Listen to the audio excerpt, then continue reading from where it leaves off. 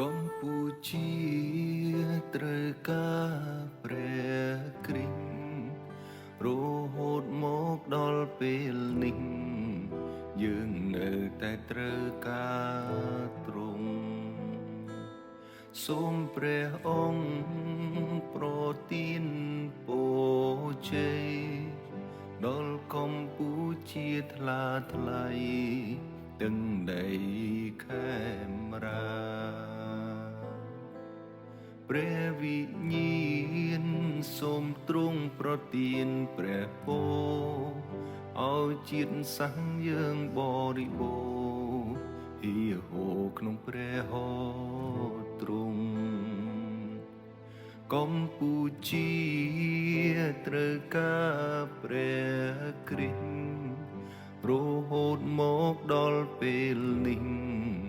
យើងនៅតែត្រូវការទ្រង់សូមព្រះអង្គប្រទានពរជ័យដល់កម្ពុជាថ្លាថ្លៃទាំងដីខេមរាព្រះវិញ្ញាណសូមទ្រង់ប្រទានព្រះពរឲ្យជាតិសាសន៍យើងបរិបូរណ៍ហៀហូរក្នុងព្រះហស្ថទ្រង់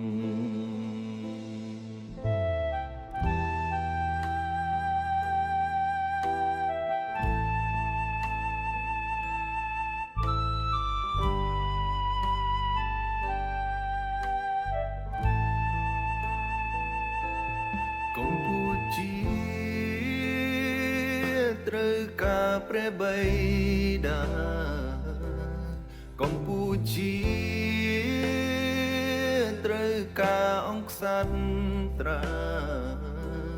កម្ពុជាត្រូវការព្រះវិញ្ញាណប្រទានពរជ័យកម្ពុជាត្រូវការព្រះបិតាកម្ពុជាត្រូវការអង្គក្សត្រាកម្ពុជាត្រូវការព្រះវិញ្ញាណប្រទានពរជ័យ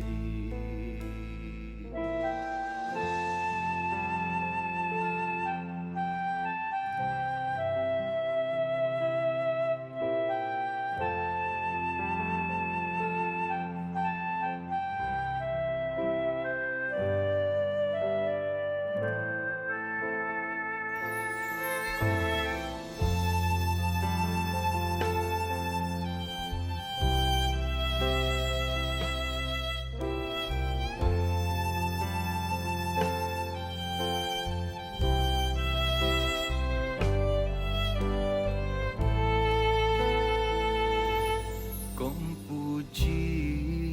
ត្រូវការព្រះគ្រីស្ទរហូតមកដល់ពេលនេះយើងនៅតែត្រូវការទ្រង់សូមព្រះអង្គប្រទានពរជ័យដល់កម្ពុជាថ្លាថ្លៃទាំងដីខេមរាព្រះវិញ្ញាណសូមទ្រង់ប្រទានព្រះពរឲ្យជាតិសាសន៍យើងបរិបូរណ៍ហៀហូរក្នុងព្រះហស្ថទ្រង់កម្ពុជាត្រូវការព្រះបិតាកម្ពុជាត្រូវការអង្គក្សត្រាកម្ពុជាត្រូវការព្រះវិញ្ញាណប្រទានពរជ័យកម្ពុជាត្រូវការព្រះបិតាកម្ពុជា